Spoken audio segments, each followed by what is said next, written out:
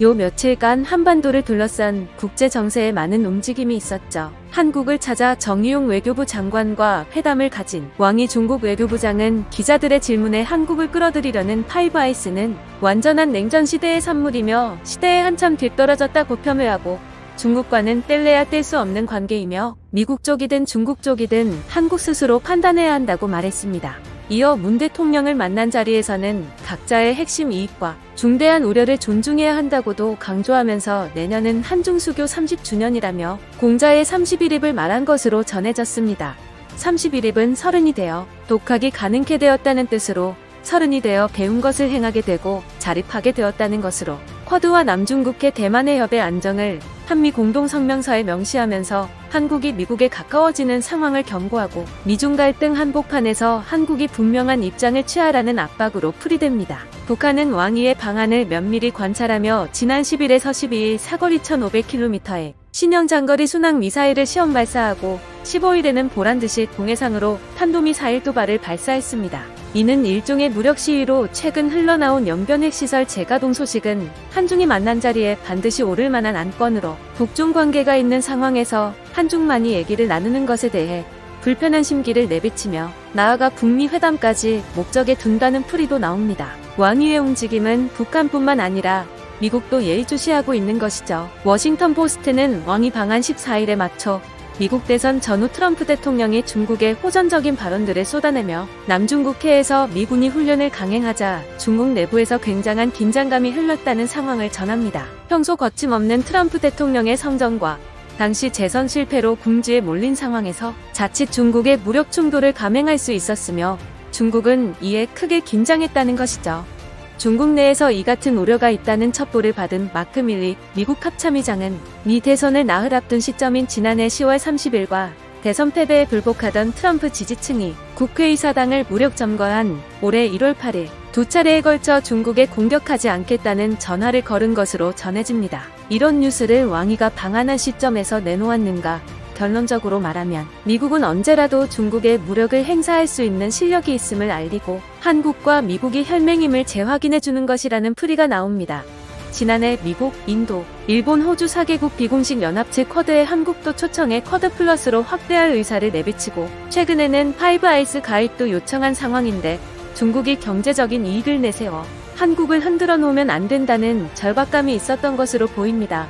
전략적으로 굉장히 중요한 한국을 둘러싸고 실로 미중 간 첨예한 대립이 펼쳐지고 있는 상황이죠.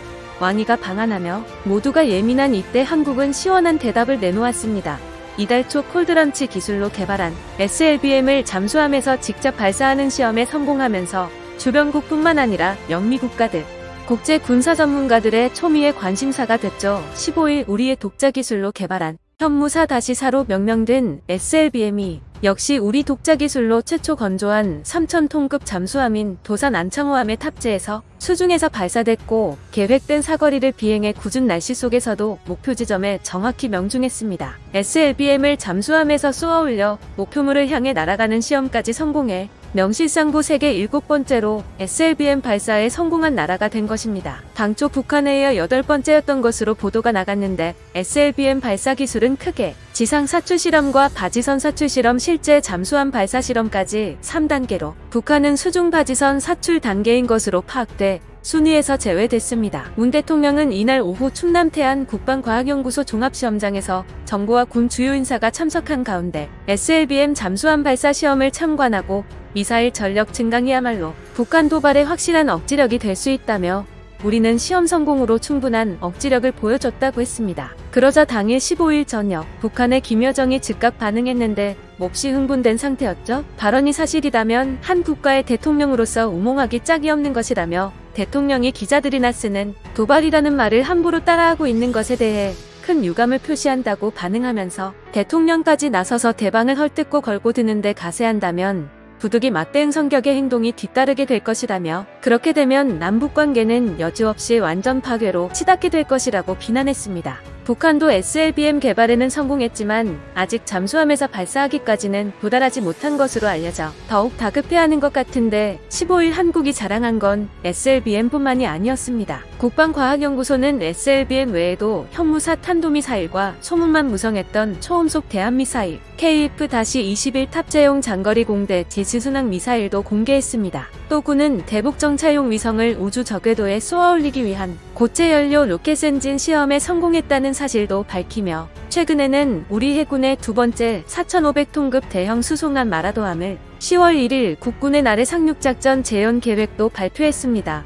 주변국에 급박하게 돌아가는 상황에 후보들이 모두 개헌론을 들고 나오며 크게 긴장한 일본에서는 한국은 미국으로부터 미사일 사정거리 중량 제한을 해제한 이후 급속히 각종 미사일과 다양한 기술이 출현시키고 있어. 벌써 기술 개발은 완료된 거야. 여러 가지 제한과 제재들에 의해 지금까지 비밀리에 추진되어 왔지만 앞으로도 계속 무기들이 나올 거야. 이미 15,000km의 탄도 중량 5톤 탄도미사일이 개발 완료됐다는 사실도 있어.